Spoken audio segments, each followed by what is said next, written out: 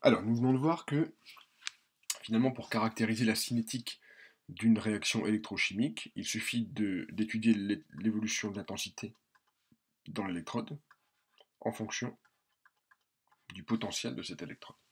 Donc, on va le faire ensuite, mais il y a une question qui se pose en premier lieu, c'est comment est-ce que, expérimentalement, je peux faire le relevé d'une courbe intensité-potentiel pour un système électrochimique particulier. Eh bien, le montage que vous devez connaître, il est présenté ici, c'est le montage dit à 3 électrodes. Alors, dans ce montage à 3 électrodes, en fait, l'électrode qui m'intéresse, c'est l'électrode dite de travail, c'est celle qui est là. C'est celle-ci qui est l'électrode du couple sur lequel je travaille, voilà pourquoi on l'appelle électrode de travail. Alors, pourquoi il y a deux autres électrodes?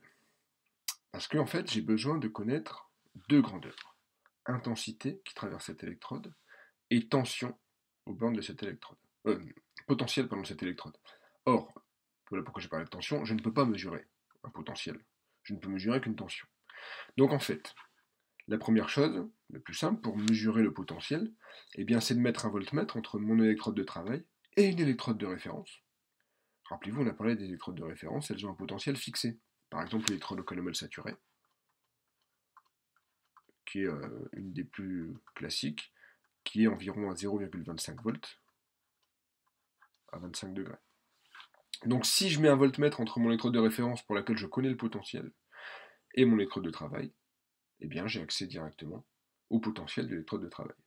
Alors on pourrait se dire, ben, ces deux électrodes suffisent, je mesure la tension entre les deux, puis ensuite je fais circuler un courant que je mesure aussi entre les deux.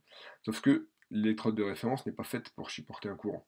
L'électrode de référence doit avoir une composition bien précise, doit avoir aucune réaction qui s'y déroule, donc pas de courant dans cette électrode. Donc ça veut bien dire qu'il faut une autre électrode qui, elle, peut accepter un courant. C'est ce qu'on va appeler la contre-électrode. Et donc cette électrode de travail qui d'un côté est reliée à mon électrode de référence, je vais la relier de l'autre côté à cette contre-électrode. Et entre les deux, je vais mettre un générateur. Et donc l'idée, ça va être de faire varier, donc ça correspond le rasta qui est là. On fait varier la tension entre électrode de travail et contre-électrode. Et ce faisant, eh bien, ça va faire varier l'intensité du courant entre ces deux électrodes qu'on va mesurer grâce au milliampère mètre ici. Donc c'est pas tant la valeur de la tension qu'on va imposer qui va être importante, c'est la valeur du courant qu'on va mesurer entre électrode de travail et contre-électrode. Évidemment, la valeur de la tension qu'on impose va changer la valeur de la tension mesurée ici. Et donc l'idée, ça va être à chaque fois d'associer la valeur de la tension mesurée ici avec la valeur de l'intensité mesurée là. Et donc tout doucement, on va voir apparaître les courbes intensité potentielle, la courbe d'intensité potentielle du couple considéré, et je préciserai même dans les conditions considérées, parce qu'on a vu juste avant que les conditions pouvaient influer. Le fait qu'il y ait agitation, la concentration, la surface des électrodes, etc. Et donc on va obtenir une courbe qui va avoir cette allure-là. Alors, c'est une allure que je dessine, on va voir après qu'il y a plusieurs types d'allures possibles. Voilà. Intensité en fonction du potentiel. Alors, on va voir, et on le voit déjà apparaître, que en fait, il y a un potentiel, voire même parfois une gamme de potentiels assez large, pour laquelle l'intensité du courant est nulle. Bah, c'est ce qu'on va appeler le potentiel d'équilibre, mais c'est le potentiel de Nernst en fait. Nernst nous dit que E égale 0 plus 0,06 sur N log de activité de l'oxydant sur activité du réducteur. Alors vous savez qu'il y a des coefficients stoichiométriques, en exposant, il peut y avoir du H+, mais je simplifie. Bah, si le potentiel de l'électrode est égal au potentiel du couple, il n'y a aucune raison qu'il y ait un courant qui circule. C'est que mon électrode est à l'équilibre, pas de réaction. Donc, ce qui va se passer, c'est que si le potentiel imposé à l'électrode est plus grand que ce potentiel d'équilibre, et bien dans ce cas-là, le potentiel de l'électrode va avoir tendance à vouloir atteindre le potentiel de l'électrode. S'il veut atteindre le potentiel de l'électrode, ben, il faut que ceci augmente. Et pour que ceci augmente, on n'a pas le choix, il faut que le log augmente. Il faut donc que l'activité de l'oxydant augmente et que l'activité du réducteur diminue. Conclusion, si E, donc ici on va dire que c'est E hein, si E est supérieur à EEC, on veut augmenter la quantité d'oxydant, diminuer la quantité de réducteur, oxydation. Si E plus petit que EEC, ben là c'est l'inverse. Le potentiel du couple va avoir tendance à vouloir aller vers le potentiel imposé, et donc on va vouloir augmenter l'activité du réducteur au détriment de celle de l'oxydant. Il va y avoir réduction. Et donc c'est bien ce qu'on observe sur la courbe que j'ai, les quelques points expérimentaux que j'ai représentés ici. Si le potentiel est plus grand que le potentiel d'équilibre, donc je rappelle une dernière fois que le potentiel d'équilibre c'est celui qui est donné par Nernst, eh bien le courant est positif, et on avait dit courant positif, oxydation. Donc ici, le réducteur devient un oxydant. A l'inverse, si le potentiel d'électrode est plus petit que le potentiel d'équilibre donné par la relation de Nernst, eh bien c'est l'oxydant qui devient réducteur, c'est une réduction. Donc, ce que je viens de représenter là, c'est pas anodin, c'est comme ça en général qu'on représente les transformations sur une courbe d'intensité potentielle. Et donc justement, on va commencer par voir deux types de systèmes, les systèmes rapides et les systèmes lents. Alors, vous allez voir que c'est pas bien difficile à comprendre.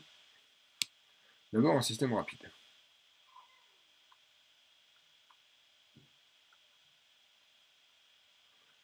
Donc je représente ma courbe d'intensité potentielle, enfin j'essaye du moins. Donc E, I. J'y mets le potentiel d'équilibre, parce que je sais qu'on peut calculer, je le répète grâce à Nernst. Mais un système rapide, donc c'est une définition, dès lors que j'applique sur l'électrode un potentiel légèrement différent du potentiel d'équilibre, immédiatement il y a un courant. C'est-à-dire que il n'y a pas, entre guillemets, de latence. Le système réagit aussitôt qu'on lui impose un potentiel différent de ce potentiel d'équilibre. Et donc ça va donner une courbe, intensité de potentiel, qui va ressembler à ça. On répète ici, c'est l'oxydation. Et ici, c'est la réduction. A l'inverse, un système lent, eh bien c'est pas le cas. C'est-à-dire que le système lent, même si j'applique, alors c'est ce qu'on va appeler une surtension. Surtension, en fait, c'est la différence entre le potentiel de l'électrode et le potentiel d'équilibre du couple. Donc on a vu que pour un système rapide, la moindre surtension provoque l'établissement d'un courant, pas pour un système lent. Pour un système lent, j'ai mon potentiel d'équilibre ici. Et en fait, il faut appliquer une surtension importante pour voir commencer à décoller l'intensité du courant. Et c'est vrai aussi bien d'un côté que de l'autre. Donc ici, l'oxydation. Ici, la réduction. Alors, la valeur minimale de la surtension, d'un côté comme de l'autre, on va l'appeler la surtension à vide. Alors ici, puisque c'est l'oxydation, on parle donc oxydation anode, c'est la surtension anodique à vide, on met un petit 0. État, la lettre grecque état, à 0. Et ici, la surtension cathodique à vide, état C 0. Surtension. Donc, la lettre associée à la surtension, c'est état. C pour cathodique, 0 pour dire que c'est à vide. Alors, la question que vous pourriez vous poser, c'est ok, dans quel cas je sais que j'ai un système lent, dans quel cas je sais que j'ai un système rapide? Alors, on ne le sait pas. On peut le deviner, mais de toute façon, ne vous inquiétez pas, on ne vous demandera pas de tracer de mémoire ou en devinant des courbes d'intensité potentielle. On vous les donne, les courbes d'intensité potentielle. L'idée après, c'est de les analyser. Donc, qu'est-ce qui pourrait faire que j'ai un système lent? Bien, si j'ai un système lent, si la transformation est plus complexe que pour un système rapide. Alors, qu'est-ce que j'entends par là? Par exemple, si ma transformation c'est Fe3+, Fe2+, c'est pas compliqué Fe3+, Fe2+. Il y a juste à donner un électron à Fe3+, il devient Fe2+. Donc là, ça va être un système rapide. La moindre surtension permet de réaliser cette transformation. Un exemple de système lent, ça va être MnO4-, Mn2+. Là, il y a un vrai changement de structure entre MnO4- et Mn2+. Il va y avoir plusieurs mécanismes élémentaires. Et donc, ça ne se fait pas facilement. Ça va être plutôt un système lent. On va en voir deux exemples aussi, c'est les couples de loop qui sont des systèmes lents. Alors, deuxième remarque que j'ai indiquée ici, c'est important. On a bien dit qu'il y avait une surtension anodique à vide et une surtension cathodique à vide. A priori, elles sont différentes. Et j'irai même plus loin, elles n'ont pas forcément un rapport. Il n'y a pas forcément de rapport entre les deux. On va voir que pour certains couples, ça va être une des deux qui va être très faible, l'autre très élevée. Donc pour d'autres couples, ça va être l'inverse. Pour certains couples, l'une des deux sera à peu près constante, l'autre dépendra fortement de la nature de l'électrode. Voilà, il n'y a pas de règle. Sachez que, voilà, pour un système lent, il peut y avoir une surtension anodique à vide. Il peut y avoir une surtension cathodique à vide.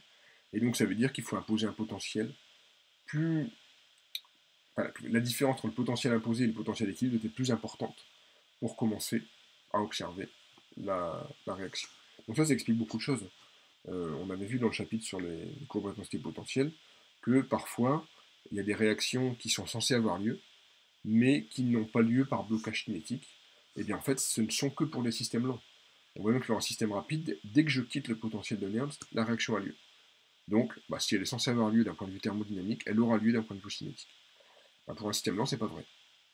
Parce que si j'impose un potentiel différent du potentiel d'équilibre, mais que je suis ici, par exemple, non, d'un point de vue thermodynamique, le système est censé réagir, parce que le potentiel est censé, le potentiel de Nernst est censé atteindre ce potentiel imposé.